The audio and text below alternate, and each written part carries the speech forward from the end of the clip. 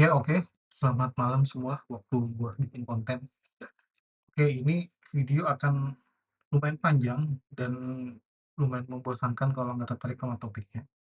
Dan yang nggak tertarik silakan di-skip, nggak apa-apa. Jadi, gue mau ngebahas proses perubahan transformasi dari pekerja ke pemilik aset. Tentunya gue nggak akan bahas soal kripto ya, karena gue nggak punya capable, gue nggak punya pengetahuan di kripto, tapi aset ini artinya adalah lo punya sesuatu yang bisa nantinya akan menjadi sesuatu yang berharga di hari ke depan maksudnya. Kita lebih ngomong ke hal-hal digital kayak website, kayak akun sosial media, channel, dan yang lainnya gitu. Jadi dunia kerja itu sekarang udah berubah men. Di era digital, kerja keras bukan lagi yang paling kaya, tapi yang mereka memiliki sistem yang aset yang terus bekerja meski pemiliknya lagi tidur. Dan ini real gitu. Karena ini gue juga udah lumayan lama ngurusin beberapa klien dari berbagai industri dan mereka sadar web itu adalah asetnya mereka untuk bisa lebih berkembang untuk memajukan perusahaannya dia. Nah, di sini gue mau lanjut lagi ke bagian apa itu digital asset. Aset digital adalah segala bentuk aset online yang punya nilai ekonomi dan bisa dikembangkan. Jadi kalau misalnya lu punya sesuatu tapi nggak punya nilai ekonomi, itu nggak termasuk digital asset gitu. Ya udah, cuman aset aja gitu, tapi nggak cuman cuman ya seonggok akun yang nggak berguna gitu. Tapi kalau kita menelik lagi, ada 5 yang gue tulis di sini. Pertama, website dan blog. Mungkin teman-teman bingung ya, membedakan antara web dan blog gitu. Jadi sebenarnya blog pun juga awalnya dari, web, karena dia kepanjangan adalah weblog.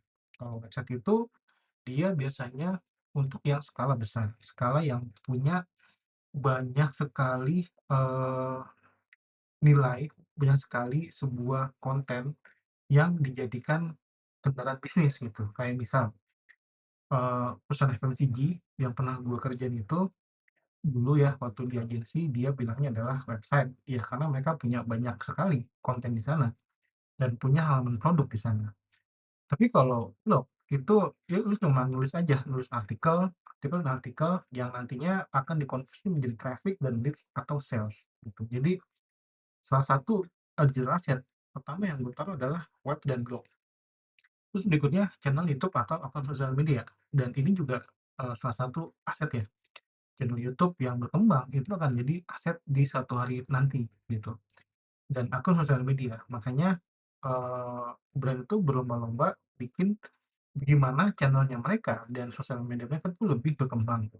Karena itu kalau udah berkembang itu akan jadi aset mereka, muter-muter ya. Iya, seperti itulah. Terus berikutnya email list dan komunitas. Kenapa sih lu pernah nggak sih ngelihat kalau misalnya di website itu ada subscribe, halaman subscribe, nanti email-email itu akan dimasukin ke dalam list dari yang terkenal itu Mailchimp ya. Yang mana kalau orang udah masukin email list, masukin subscribe ke Mailchimp, itu pasti udah termasuk highly targeted user, highly targeted visitor gitu. Nggak mungkin kalau misalnya kita pergi ke satu website yang kita nggak suka, kita ikut list-nya mereka. Terus kedua terus berikutnya komunitas. Ya komunitas kayak kalau misal lu suka sama sesuatu nih, hobi sesuatu, lu bisa bangun komunitas dan itu bisa dijadikan digital asset. Karena apa? Komunitas itu adalah mereka yang punya kesamaan kesamaan hobi, kesamaan apa ya, kesamaan, minat, bakat yang mana ketika nanti lu akan sesuatu maksudnya ke depan lu, eee, bisa mempromosikan produk-produk dagangan lu di sana gitu. Kayak misal lu membangun sesuatu komunitas mobil dan itu berkembang tuh, banyak komunitas di dalam situ dan suatu saat kalau ketika misal lu jualan spare part, jualan aksesoris, itu lu bisa gampang jualan di situ, walau nantinya ada banyak yang jualan juga di sana gitu. Terus berikutnya sistem funnel dan automation itu. Jadi aset aset digital itu ketika mereka sudah automation itu udah pasti masuk aset gitu. Itu biasanya kalau SAS ya, service as a service itu software as a service itu biasanya masuk ke Symfony dan automation karena prosesnya tuh panjang untuk jadi visitor, dari leads, sampai hingga mereka jadi customer atau klien, itu proses panjang. Makanya saya tulis ini sistem funnel dan automation, karena kalau punya SAS itu, lu udah kayak punya satu kontrakan. Lu bisa lu punya satu digital lu punya aset yang sebenarnya diem aja, nggak bergerak apa-apa, tapi banyak orang nyari, gitu.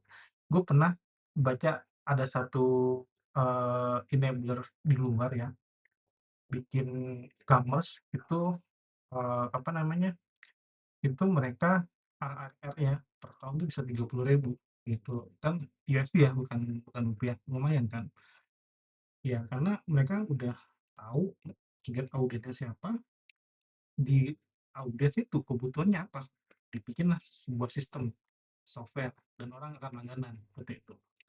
Dan terakhir adalah produk digital kayak e-book, course, template gitu. Jadi misal lu punya produk digital, biasanya kan di PDF itu ada di footer ada nama lu kan, lu nama website lu, ya salah satu branding juga gitu kan. One day ada orang yang baca PDF lu, e-book lu, itu akan tahu, oh si ini loh yang nulis, oh ini loh websitenya. Nah itu akan jadi aset gitu.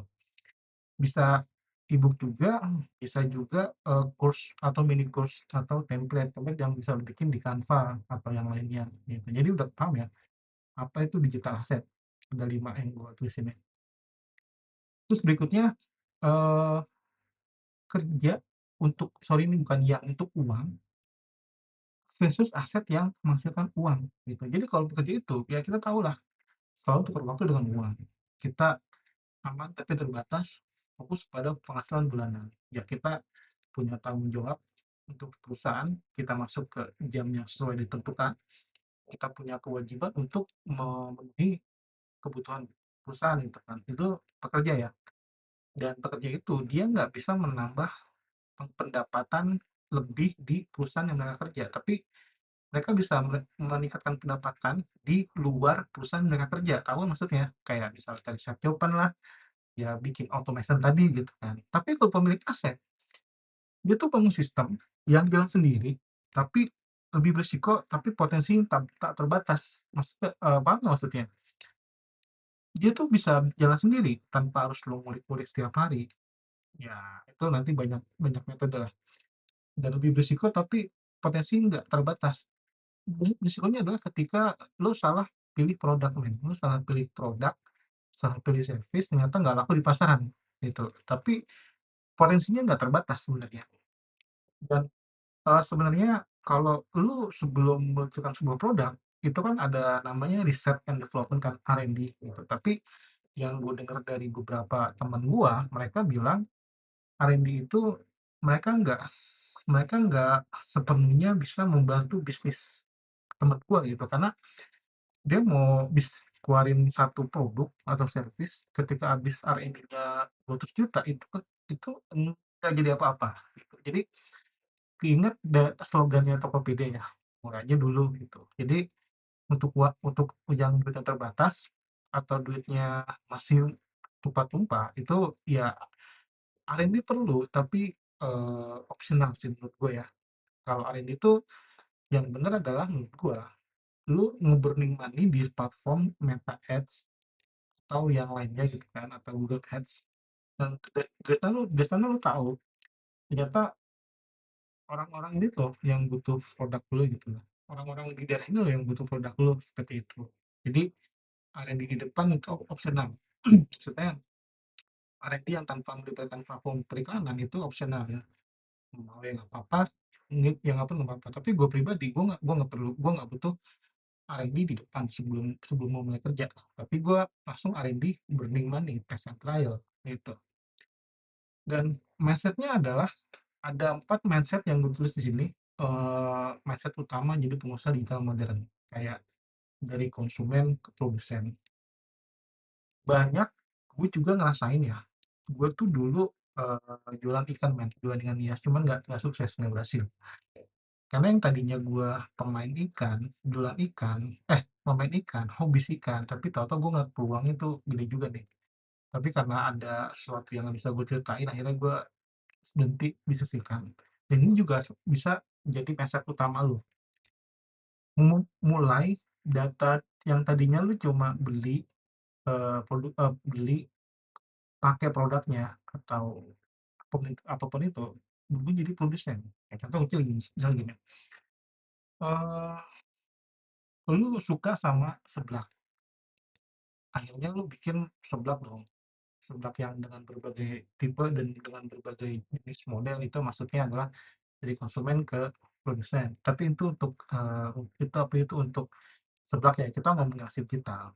Kayak contohnya misal adalah, lu bikin sebuah website untuk membantu para akuntan-akuntan lebih memudahkan gitu kan, kayak, menghitung pajak, menghitung capex, opex gitu kan. Karena yang gue tahu mereka tuh, ada cuman pemain nggak banyak ya untuk software akuntansi itu. Nah, itu lo boleh coba, cuman modalnya emang nggak sedikit sih. Lo harus bangun sistem, bangun tim, bikin arsitektur software gitu kan, dan lain sebagainya. Tapi untuk yang pemula itu nggak usah yang gede-gede lah, cari yang lebih simpel-simpel aja. Terus dari aktif ke otomatis, yang tadinya gini lah, maksudnya gini loh, yang tadinya lo bikin artikel terus tiap hari di blog, lo aktif ya setiap hari bikin artikel, posting gitu kan. Otomatis tuh artinya lu cuman bikin satu atau dua artikel, itu optimasi di depan aja. Dari bahasanya lebih user friendly atau bahasa artikelnya lebih, punya nilai, punya value gitu. Itu dimaksud dari aktif ke otomatis. Jadi ketika, mindset mindset seorang pengusaha digital itu adalah enggak yang selalu aktif di depan layar, tapi dia bekerja dengan sistem, gitu. Terus ketiga, dari proyek ke properti. Kalau yang biasanya biasanya kita tuh kalau pekerja digital itu kan ada duit per project ya, per project, tapi ubah mindset-nya nih, dari project ke properti. Artinya apa? Sekarang lu jangan ngandelin semua itu hanya dari project yang berjalan, project yang ada, tapi lu coba ubah itu menjadi properti lu, gitu. Properti itu yang kayak tadi gue sebut di awal, channel YouTube, terus sosial media atau website, seperti itu. Nah, terus, 4 adalah dari skill ke sistem.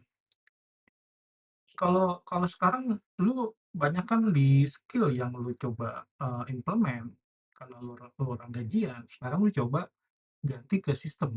Bagaimana sistem itu bekerja buat lu, seperti itu. Ya udah banyak lah orang yang ngomong, yang sistem yang bekerja, bukan kita yang bekerja untuk uang, tapi sistem yang bekerja buat kita.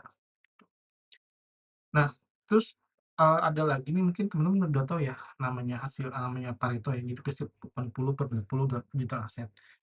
80% datang dari 20% aset, fokus pada konten yang konversi tinggi, traffic channel yang stabil, audiens loyal, gitu. Jadi misalnya gini loh, eee, dari income lu sebanyak 10 juta per bulan, itu adalah 80% artinya 8 juta kan, itu datang dari 20% dari aset digital yang lu punya, gitu. Fokusnya harus ke itu, tiga tiga yang gue sebut tadi, konten konversi tinggi. Jadi, ada visitor tuh nggak cuman ya udah jadi tamu doang, tapi harus di-convert menjadi, leads atau jadi pembeli gitu. Terus traffic channel yang stabil.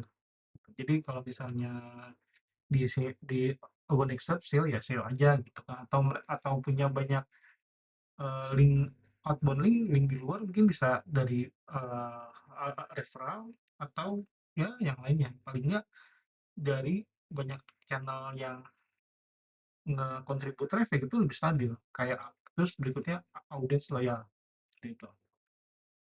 Nah, satu digital itu tumbuh secara eksponensial, gitu. Kayak satu artikel bisa jadi ribuan pembaca, pelanggan, dan transaksi. Gue udah pernah ngalamin ini ke klien finansial gue. Itu satu artikel bisa di-generate 200.000 per bulan. Bayangin, dari 200.000 per bulan itu berapa yang jadi nasabah baru di sebuah bank gitu kan. Tentu jumlahnya juga variatif kan dari yang 10 juta sampai miliaran gitu. Terus misalnya kedua, semua dinilai dari satu langkah kecil yang dikalikan waktu dan konsistensi. Nah, jadi jangan mikir hal yang gede dulu, bigger step, jangan pikir itu, tapi mulai dari hal yang kecil dikalikan waktu dengan yang konsistensi gitu. Jadi lu mendingan daripada 10 dalam seminggu, mendingan satu dalam setiap hari gitu. Jadi walaupun gapnya jauh, tapi kan secara apa ya, biasanya orang sukses itu kan biasanya kuncinya adalah konsistensi gitu. Terus kalau gue sebut tuh di poin 3, konsistensi itu adalah bunga berbunga versi dunia digital gitu. Jadi ya lu coba konsisten terus, coba konsisten apa yang udah pernah lu bangun, konsisten sih apa yang udah pernah lu pikirin, udah lu bangun gitu. Jadi jangan ditinggal gitu aja gitu, jangan. Terus berikutnya, bagaimana sih cara membangun aset pertama, dan intinya jangan kejar banyak tapi kejar berulang. Ini niche, gue bikin 5 ya, pilih niche. Niche itu adalah topik, kayak topik itu ya lu tau lah kalau misalnya ngomongin tentang keuangan ya, ngomongin asuransi, ngomongin reksadana, ngomongin obligasi dan yang lainnya gitu. Jadi niche itu harus disesuaikan sama minat dan bakat lu gitu. Jadi kalau misalnya lu passion ya maksud gue mah, kalau kalau misal lu passion-nya di tentang keuangan, lu punya pengalaman tentang mengelola keuangan, ya lu bikin konten di situ, bikin akun di situ, lu pilih niche itu gitu kan. Kalau lu punya keahlian tentang benerin motor, ya lu mau majunya ke otomotif gitu. Terus bangun satu platform utama. Biasanya kalau brand itu mereka punya satu platform yang gede dulu, baru dipecah ke berbagai platform lainnya gitu.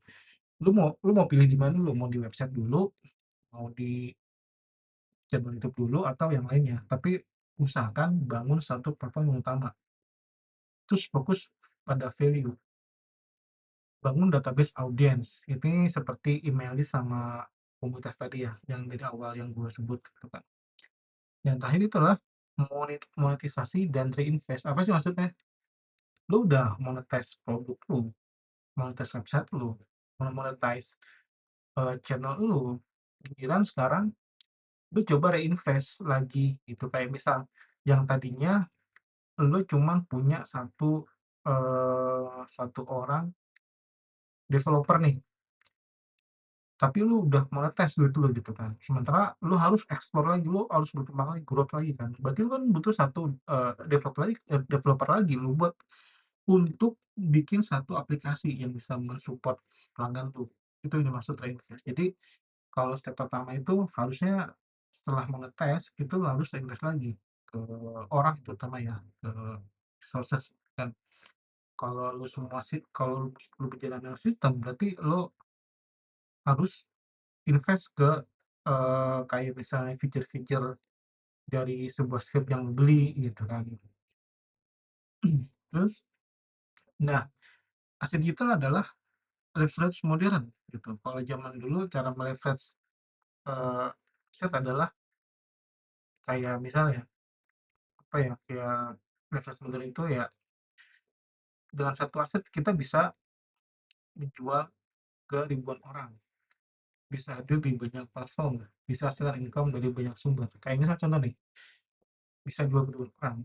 Lu punya satu artikel yang viral, ada produknya, ada servisnya. Nanti lu bisa menjual ke banyak ribuan orang nih, gitu kan. Terus bisa bisa hadir di banyak platform. Ini salah satu brand positioning gitu kan. Jadi kalau ketika eh, nama lu udah dikenal di sebuah platform, otomatis orang akan nyari di platform sebelahnya gitu. Nah, kalau kalau misalnya ternyata nama lu nggak ada di platform sebelah, itu akan jadi ini orang nih nggak serius nih gitu bikin konten gitu kan. Terus berikutnya bisa hasilkan income dari banyak sumber gitu.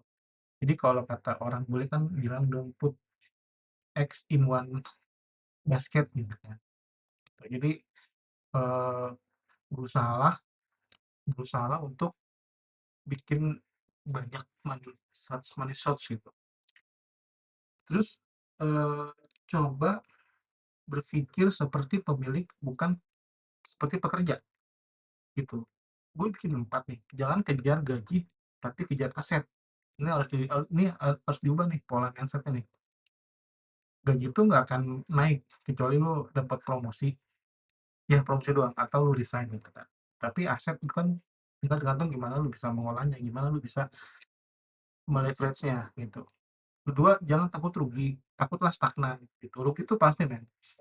Setiap bisnis itu pasti ada fase ruginya.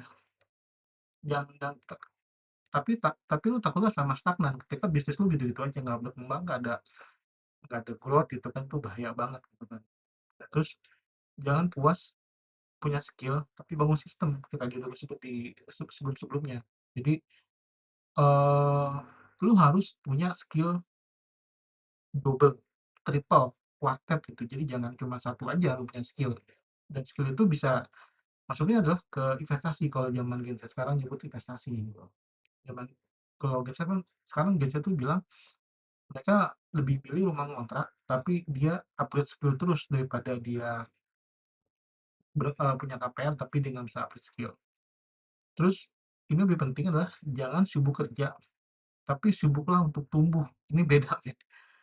Kalau sibuk kerja itu adalah ketika lo di kerjaan, lo merasa sibuk banget dengan deadline yang nggak jelas, dengan deadline dari klien yang juga klien nggak jelas, deadline malam-malam gitu kan. Tapi sibuklah untuk tumbuh gitu. Gimana caranya sibuk-sibuklah untuk tumbuh gitu tadi, lu bisa investasi skill lu bisa, berdiskusi dengan tim, bikin sebuah sistem gitu kan. Paling nggak lu lebih mengupdate diri lu sendiri gitu. Ya itu aja yang bisa gua sampaikan, untuk soal aset digital. Semoga konten ini bermanfaat buat lu semua ya. Bye-bye.